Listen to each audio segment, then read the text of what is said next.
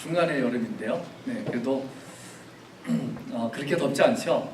네, 네, 누가 하시는 말이 밤이 되면 시원하다고 하시는데 그렇긴 한데 그렇지 않을 때도 있어요. 네, 밤에도 막 훈훈하고 막 이럴 때가 있습니다. 네, 그래서 항상 이런 건 아니에요. 근데 최근에 한 3, 4년 동안은 그렇게 더운 거 없었던 것 같아요. 네, 그래서 아주 정말 비도 이렇게 알맞게 내려주시고 우리 한국에는 정말 가뭄 때문에 막 고생하다가 또 홍수가 내려가지고 그래서 그런 거 보면 참 저번에 말씀드린 것처럼 참 우리가 약하다는 약한 존재라는 것을 더 깨닫게 되는 것 같은데 하나님의 은혜가 없으면 우리가 살 수가 없다는 것을 다시 한번 느낍니다. 네, 갈라디아서 우리가 보는데 갈라디아서도 참 그 주제가 무엇인가 하면은 하나님의 은혜로 구원받고 은혜로 사는 것 이것이 주제라고도 할 수 있겠죠.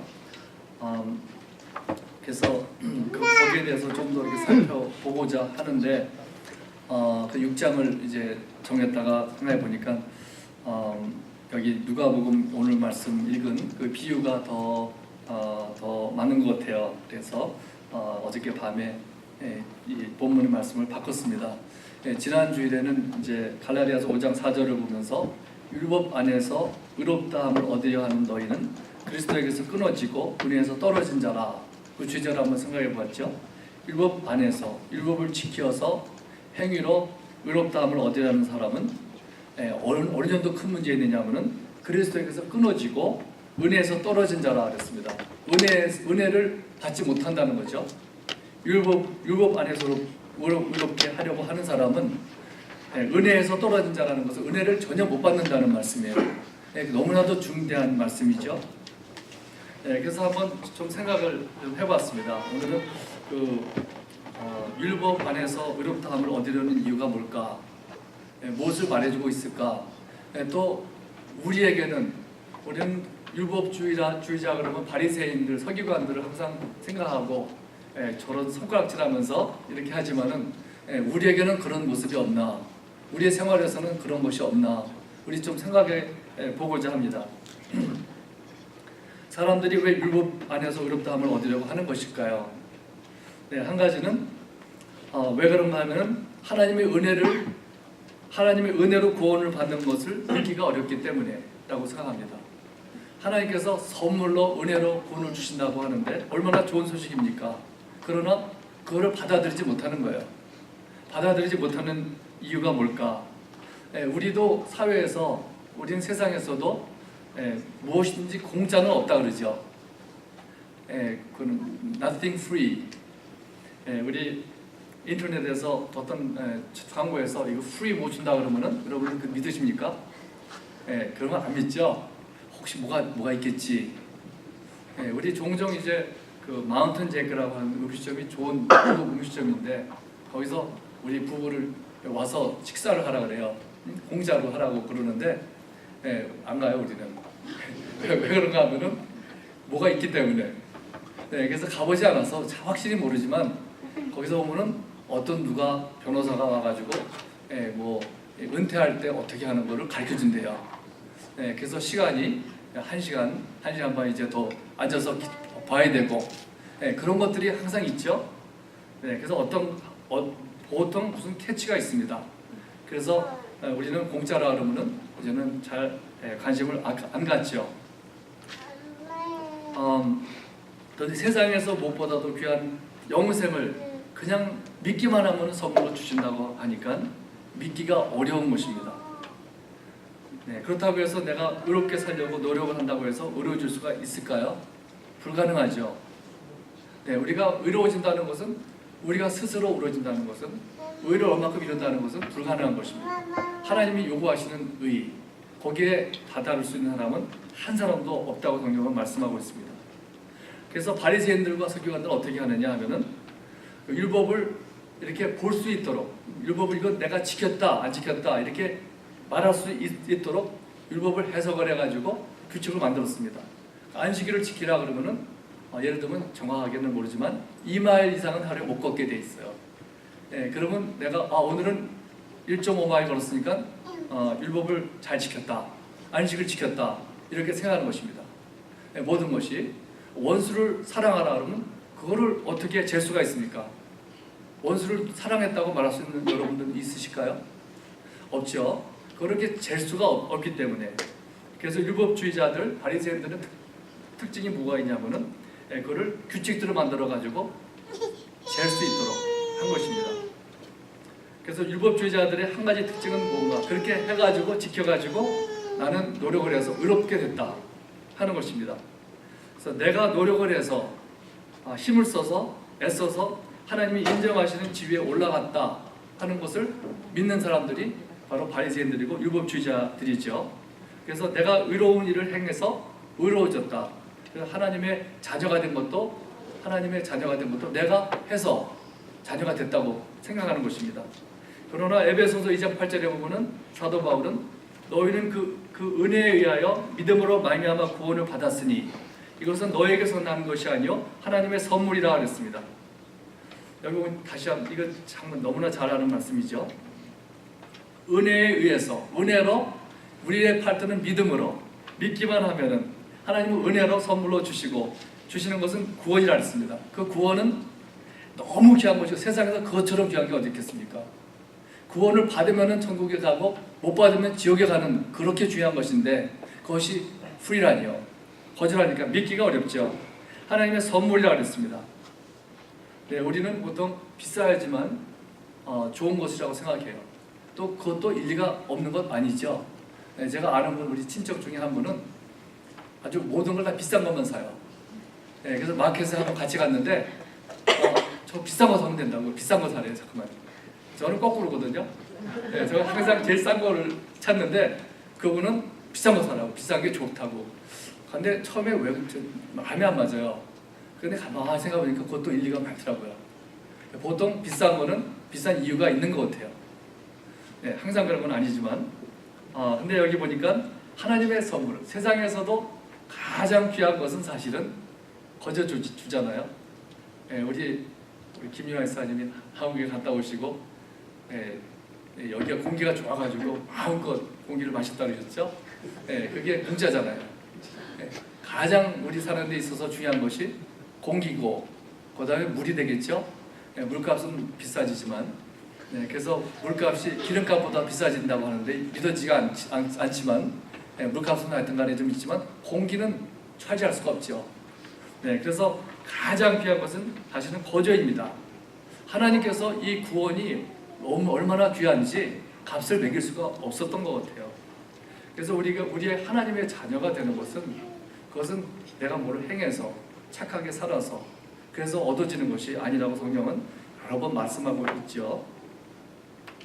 우리 요한복음 1장 12절에도 보면은 영접하는 자 곧 그 이름을 믿는 자들에게는 하나님의 자녀가 되는 권세를 주셨으니 바로 이름을 믿는 자에게는 하나님의 자녀가 된다 그랬어요. 그러니까 그거는 거저죠. 그래서 아름답게 살고 착하게 잘 살면은 너는 내 아들답다, 아들이라고 해준다 이것이 아닙니다. 그래서 율법주의는 바로 그런 것입니다. 어떤 규칙을 잘 지켜서 착하게 살면은 그러면 하나님과의 올바른 관계가 된다고 갖는다고 믿는 것입니다. 그러면 우리는 내가 율법주의적인 사람인가 아닌가 어떻게 알 수 있을까요?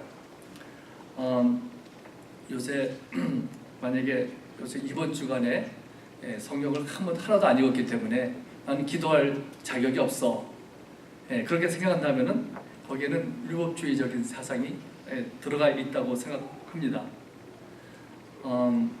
율법주의적인 사람은 어떤가? 오늘 말씀 보면요. 이게 지금 잘 아는 스토리죠. 우리가 바리새인과 세리가 들어가서 기도한 사건인데 근데 그 9절 말씀 그 말씀은 우리가 관심을 좀 안 갖는 경우가 있는데 거기 뭐라고 썼냐면 이 비유를 말씀하신 동기가 뭔가 볼 수가 있습니다. 9절에 보면 또 자기를 의롭다고 믿고 다른 사람을 멸시하는 자들에게 이 비유로 말씀하시되 어떤 사람에게 경계하시고 말씀하시는가? 또 자기를 의롭다고 믿는 사람들 자기를 의롭다고 믿는 사람이 문제가 되고 그것이 틀리다는 것이죠. 그것을 고쳐주시기 위해서 자기를 의롭다고 믿는 사람은 여기서 누구냐 하면은 물론 바리새인이죠. 그 사람 잘한다고 하는 거 아닙니다. 자기를 의롭다고 생각하는 것을 고쳐주시기 위해서. 근데 자기를 의롭다고 믿고 그런 사람은 어떤 특징이 있느냐면은 다른 사람을 멸시하는 자들에게 특징이 율법주의자들은 그런 게 따릅니다. 자기만 의롭다면 됐으면 되는데 무엇이 따라요? 무엇이 따르냐면은 다른 사람을 멸시하게 돼요. 나는 안식일에 오늘 안식일에 이 마일을 안 갔는데 너는 이 마일 넘었어 보니까 내가 보니까 그러면 정죄하게 되고 너는 안식일을 안 지켰어 이렇게 되는 거죠. 그래서 율법주의자들은 여기 보니까 특징이 여기 그냥 드러납니다. 자기를 의롭다고 믿고 다른 사람을 멸시하게 되는 것이. 그러니까 다른 사람을 멸시하는 사람들 여러분 보세요. 여러분도 그런 경우가 있으세요? 거기는 뭐가 숨어 있냐면 율법주의자는 사상이 거기에 숨어 있는 것입니다. 그래서 내가 남들보다 내가 의롭다고 생각하게 되면은 남들과 비교해서 여기 성경에서도 보면은 우리가 그렇잖아요. 다 그 사람하고 비교하고 다른 사람들하고 비교해가지고 나는 의로운 사람이다. 저 사람들은 그러므로 내가 저 사람보다 의롭게 되면은 저 사람은 나보다 덜 의롭게 되고 그다음 멸시하게 되고 정죄하게 되고 그런 거죠. 그래서 내가 뭘 했기 때문에 내가 높아지겠다고 생각하면은 남들을 멸시하게 되고 문제가 생기는 것입니다.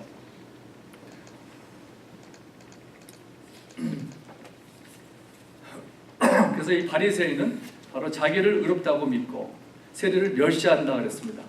그거 행하는 것은 참 모두가 좋은 일이었습니다. 그렇게 하는 것이 나쁘다는 것은 절대로 아니죠. 금식하는 거 어디 쉬운 일입니까? 금식하는 거 잘하시는 분 계세요? 저는 금식하는 거 참 힘들어요. 근데 일주일에 2번이나 금식해요. 하루 종일 하진 않겠죠? 그 사람들은 해가 떠 있을 때 하루를 치기 때문에 저녁이 되면은 먹어요. 우리 옛날에 제가 아파트면 살 때 우리 옆집이 이집트 사람이었었는데 한 달 동안 금식한다 그래요. 그래서 한 달 어떻게 금식하냐고 그랬더니 그렇게까지 힘들지 않다고 저녁이 되면 먹기 시작한다고. 그래서 보니까 저녁을 잘 먹더라고요. 이 사람들도 아마 매일 저녁 밤이 되면 이제 먹는 거죠. 그래서 금식을 하는데 또 11조도 헌금 잘합니다. 그건 나쁜 건 아니죠. 아주 잘하는 것입니다. 그건 나쁘다는 것은 아닌데 문제는 뭐냐면 그것을 하면서 그것 때문에 내가 의롭다고 생각하는 것입니다. 그것이 바로 율법주의자죠. 그러나 성경은 우리가 구원을 받은 것은 하나님께서 은혜를 주신 선물이라고 하였고 자랑할 것이 없다 그랬습니다. 그래서 보면은 바리새인들은 항상 남들을 낮추어 보았고 자신들을 의롭다고 했습니다. 그런 경우가 많이 있습니다. 누가복음 5장 30절에도 보면은 바리새인들과 서기관들이 제자들을 비방했다 그랬고 말하기를 너희가 어찌하여 세리와 죄인과 함께 먹고 마시느냐 그랬습니다. 그것은 세리와 죄인들을 아주 낮추는 멸시하는 모습이죠. 누가복음 7장 39절에도 보면은 한 여자가 예수님 뒤에 이렇게 가가지고 울면서 눈물로 그 발을 적시고 예수님의 발을 적시고 머리털로 그 발에 입 맞추고 향유를 보달했습니다. 그런데 바로 그 집의 주인인 예수님을 초청했던 바리새인이 그를 보고 마음에서 이르기를 만일 그가 선지자라면 자기를 만지는 여자가 누구며 어떠한 자 곧 죄인인 줄을 알았으리라 하고 마음에 비난하는 것을 볼 수가 있습니다. 바리새인의 특징은 사람들을 이렇게 무시하고 멸시하는 것을 봅니다. 멸시한다는 것은 사전에 보면은 깔본다, 또 중요하지 않게 여긴다 이런 것이 있습니다. 또 율법주의자는 보면은 어떤 특징이 있냐면요.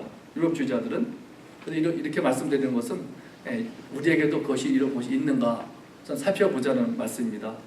남의 허물만 보는 것이 아니고 그런데 율법주의는 죄를 짓는 사람들이 용서함을 받는 것보다 심판받고 벌을 받는 데 관심이 더 많습니다. 하나님께서 심판해 주시기 바랍니다. 하나님의 심판이 하나님이시지만 관심이 그쪽으로 더 많은 경우 요한복음 8장 3절에 보면은 서기관들과 바리새인들이 가늠하다가 현장에서 잡힌 여인들 끌고 와가지고 예수님께 이 여자를 어떻게 합니까? 돌로 쳐 죽여야 되지 않습니까? 묻죠. 그래서 바리새인들은 거기서 보면은 밖으로 드러나는 죄를 짓는 사람들을 정죄하기를 잘하였고 용서함을 받고 회복되는 데는 관심이 별로 없습니다. 왜 그럴까요? 왜 그런가 하면은 바리새인들은 하나님의 은혜를 몰랐고 사모하지 않았고 자신의 의와 노력으로 의로워지려고 했기 때문에 그렇습니다. 누가복음 7장 29절에 보면 예수님께서 그들에 대해서 이렇게 말씀하십니다. 모든 백성과 세리들은 이미 요한의 세례를 받은지라 이 말씀을 듣고 하나님을 의롭다 하되 바리새인과 율법 교사들은 그의 세례를 받지 아니하므로 그들 자신을 위한 하나님의 뜻을 저버리니라 했어요. 네, 세례 요한이 이제 등장했을 때 모든 백성들과 세리들은 죄인들을 가리켜서 세리라 그러죠. 요한의 세례를 받은지라 이 말씀을 듣고 하나님을 의롭다 하되 그 사람들은 어땠습니까? 세례를 받은 이유가 자기의 죄를 깨닫고 죄를 인정했습니다. 죄를 고백하고 나는 죄 씻김을 받아야 합니다. 하나님의 의가 필요합니다. 이런 사람이었습니다. 그러나 바리새인들과 율법교사들은 뭐라 하냐면 그의 세례를 받지 아니하므로 그들 자신을 위한 하나님의 뜻을 저버리니라 그랬어요. 세례를 받지 아니하니까 그랬습니다. 왜 그런가 하면은 나는 의로운 사람인데 나를 저 사람들과 똑같이 취급하다니 나는 저 사람보다 한참 더 의로운데 똑같이 엎드려가지고 세례를 받아야 합니까? 그랬겠죠? 네, 자신들이 의롭다고 생각했기 때문에 세례를 안 받았던 것입니다. 그래서 자신을 위한 하나님의 뜻을 저버렸다 그랬어요. 자신을 위한 하나님의 뜻을 저버리니라. 그들을 위한 하나님의 그 뜻이 무엇이었을까요? 그것은 제가 생각하기에는 그들이 아무리 의롭게 살려고 노력을 했지만은 율법을 잘 지켜보려고 노력했지만 내 의를 갖고는 전혀 안 되는구나. 멀어도 너무 멀구나. 하나님의 요구하시는 의에 도달하지 못한다는 것을 절실히 깨닫고 그거를 내가 죄인인 것을 인정하고 하나님의 은혜가 필요하다는 것을 깨닫고 세례 받는 것이었습니다. 그래서 나의 의로는 절대로 이루어질 수 없으니까 하나님의 의가 필요하다고 인정하는 것이 하나님의 뜻이었을 것입니다. 우리 D.L. 무디 목사님이 한 번은 감옥에 가서 복음을 전했다고 합니다. 복음을 전하는데 설교를 이제 마친 다음에 감옥에 갇혀 있는 사람들을 이렇게 한 사람씩 만나보면서 당신은 무슨 뭐 때문에 여기 왔습니까? 그러니까 한 사람이 말하기를 나는 여기 올 정도로 죄를 지은 적이 없습니다. 억울합니다. 또 다른 사람한테 가니까는 나는 내 친구 때문에 속아서 여기 왔습니다. 또 한 사람은 나는 공정한 재판을 못 받아서 이렇게 억울하게 왔습니다. 그러더래요.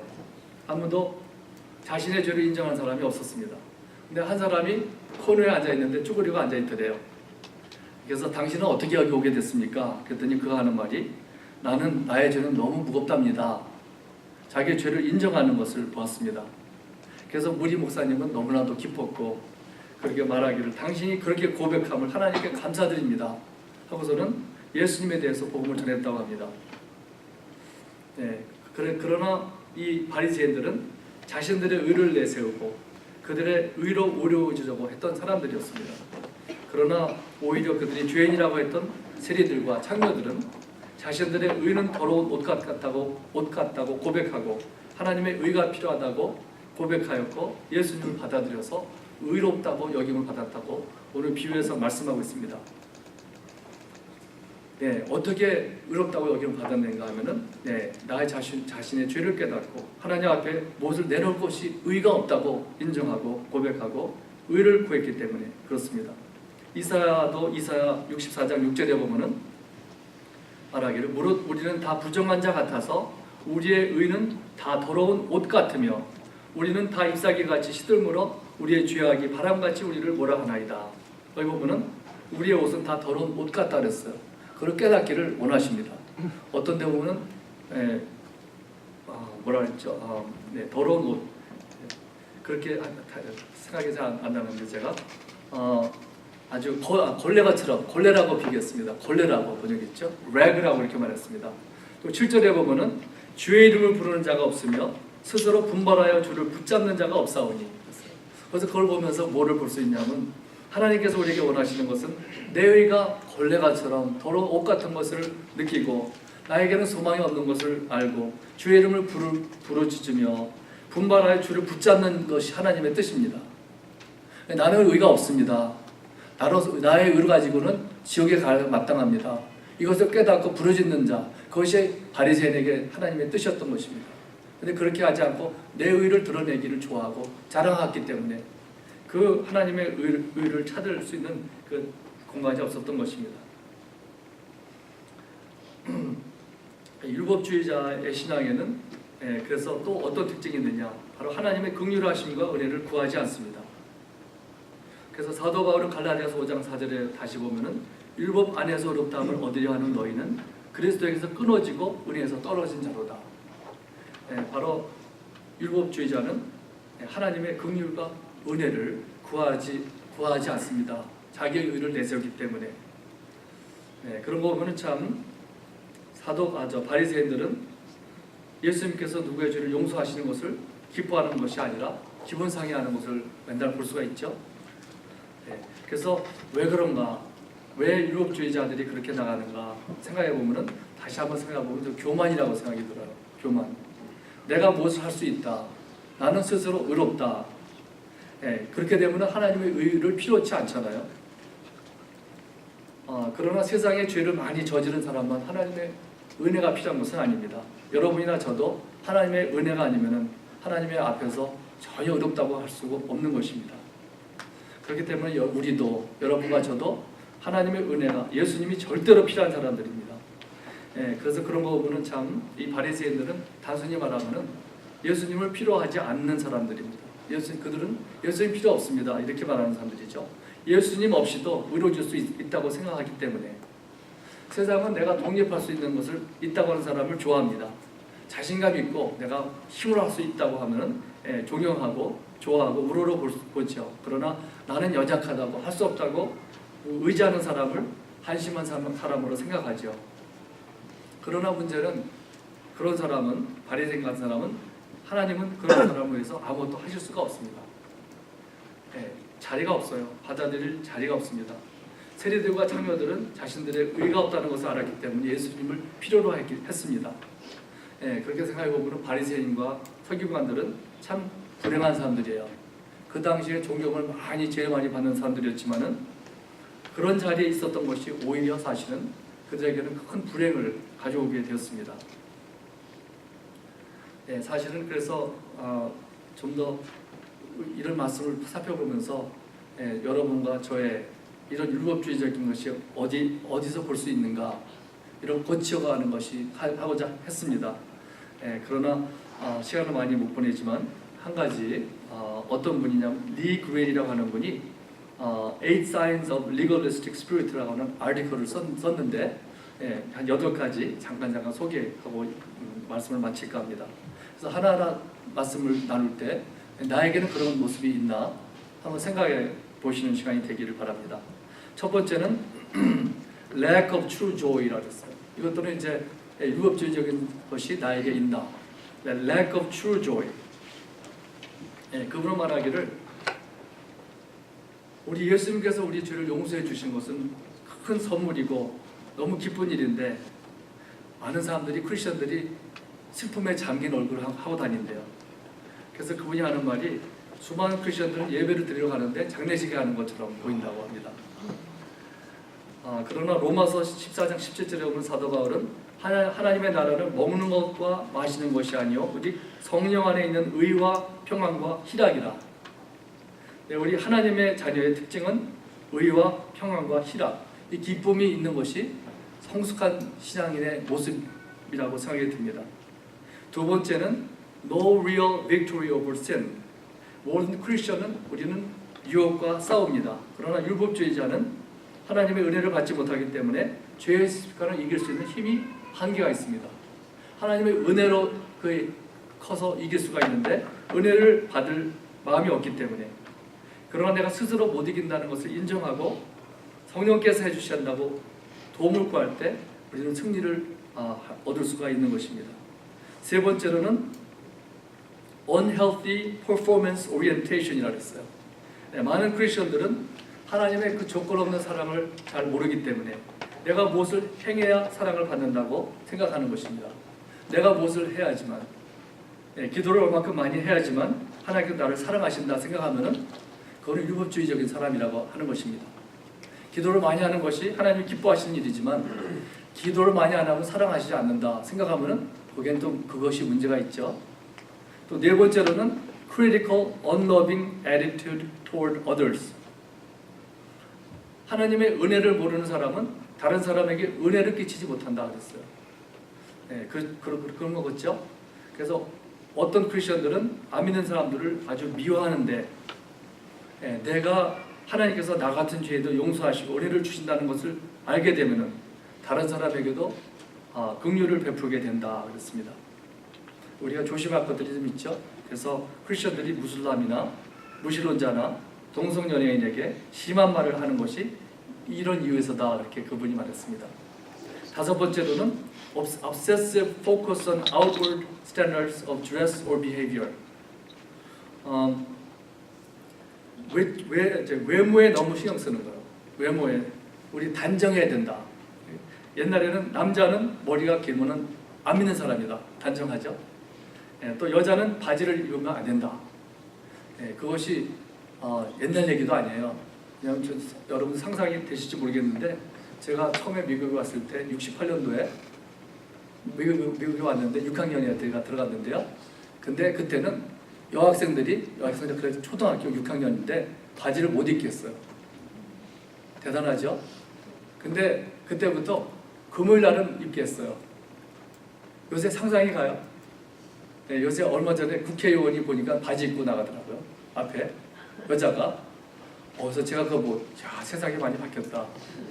한국의 국회의원이 여자가 바지 입고 가서 이제 이렇게 하니까 바지가 안 보이니까 위에만 보이니까 아마 그런 것 같아요. 근데 바지 입고 왔는데 옛날에 그래야 한 40년 전, 50년 전이죠. 제가 말하는 건 한 50년 전에만 해도 그랬습니다. 남자가 또 머리 기르면 안 되고 또 화장하면 안 되고 어떤 교회에서는 크리스천은 골프 치면 죄라 그랬습니다.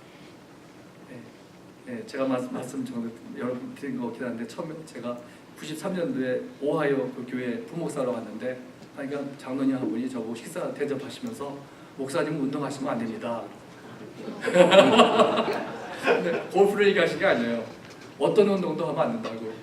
그래서 이거 어떻게 받아야 될지 죽으라는 소린가.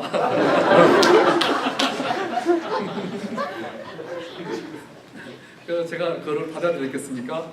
네, 항상 내놓고 했어요. 여섯 번째는 bondage to religious tradition. 바리새인들이 예수님을 거부하게 된 이유 중에 하나가 뭐냐면은 그들의 전통을 예수님께서 깨셨기 때문에 그들은 절대로 그러면 안 되는 거예요. 우리는 그런 것이 있지 않습니까? 우리도 전통 중에 한 가지는 교회에서는 드럼을 치면 안 됩니다. 우리 치잖아요. 그러면 모든 것이 막 나간다고 무조건 좋은 건 아니지만 전통을 너무 고집하는 것, 이런 것은 살펴봐야 된다, 그런 뜻이겠습니다.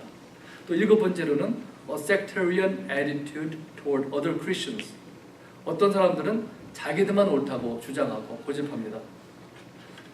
어떤 교회들은 우리 교회들만 천국 간다고 하는 사람들도 있어요. 우리 교단들만. 그런 리 교회라고 하는 분이 뭐라 하냐면 여러분이 만약에 그런 교회 가면 빨리 나오라고 빨리 나오라고 하는 말을 했습니다. 여덟 번째로는 little or no assurance of salvation. 이거는 율법주의자들은 구원의 확신이 없다는 것입니다. 왜 그런지 아세요? 왜냐하면 자기의 의를 의지하기 때문에. 내 의지는 흔들리잖아요. 어떤 때는 좋아요, 기분이. 어떤 때는 부부싸움 한다면 확 디프레스 돼요. 그러면 디프레스 될 때는 내가 크리스천인가? 약한 사람도 그렇게까지 의심하는 사람도 있죠. 그래서 그 구원의 확신이 없든지 구원의 확신이 참 약하다는 것입니다. 왜 그런가 하면은 예수님의 의를 의지하지 않냐고 내 의를 의지하기 때문에 그렇습니다.